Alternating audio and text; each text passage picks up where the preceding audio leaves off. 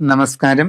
യോഗീശ്വര ആരാധന. നമ്മൾ ഈ സാധാരണഗതിയിൽ യോഗീശ്വരൻ എന്ന് പറഞ്ഞാൽ ഒരു മഹാസന്യാസിയായ മനുഷ്യൻ, ഒരു വലിയ പണ്ഡിതനും മഹാസന്യാസിയുമായ ഒരു വ്യക്തിയെ യോഗീശ്വരൻ എന്ന് പേരിട്ട് നമ്മൾ വിളിക്കാറുണ്ട്. എന്നാൽ ആരാധനാ വിഷയങ്ങളിൽ, പ്രത്യേകിച്ച് കുടുംബക്കാവുകളിലും കുടുംബ ഭരദേവതാ ക്ഷേത്രങ്ങളിലുമൊക്കെ കാണപ്പെടുന്ന ഒരു സ്ഥാനമാണ് യോഗീശ്വര സന്നിധി.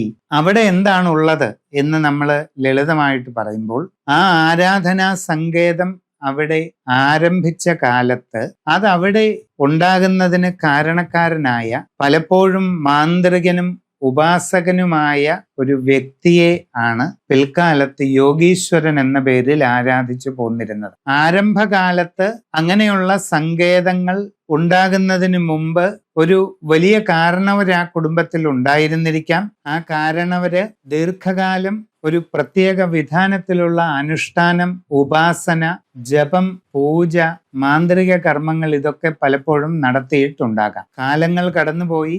ആ കാരണവരുടെ കാലം കഴിഞ്ഞ് അദ്ദേഹം ആരംഭിച്ച ആ ഉപാസനാ സമ്പ്രദായം പിൻഗാമികൾ തുടരുന്ന അവസ്ഥയിൽ ആ കാരണവരുടെ ആത്മചൈതന്യത്തെ ആവാഹിച്ച് അവിടെ കുടിയിരുത്തുന്ന ഒരു സമ്പ്രദായം ഉണ്ടായി. അതാണ് യോഗീശ്വരന്റെ സന്നിധി എന്ന് പിന്നീട് പറഞ്ഞു തുടങ്ങിയത്. പലപ്പോഴും ഒരു കരിങ്കൽ നിർമ്മിതമായ തറയാണ് യോഗീശ്വരനെ സങ്കല്പിച്ച് വെക്കാറുള്ളത്. കറുത്ത പട്ടുതുണി, നീല പട്ടുതുണിയൊക്കെ അവിടെ വിരിക്കാറുണ്ട്. ചിലയിടങ്ങളിൽ ഭസ്മം പൂശിയ യോഗദണ്ഡ് യോഗീശ്വരന്റെ പ്രതീകമായിട്ട് സ്ഥാപിക്കാറുണ്ട്. ചിലയിടങ്ങളിൽ ചൂരൽ കൊണ്ട് നിർമ്മിതമായ വെള്ളി കെട്ടിയ കമണ്ടലു യോഗീശ്വരന്റെ പ്രതീകമായിട്ട് സ്ഥാപിക്കാറുണ്ട്. എന്താണ് കമണ്ടലു?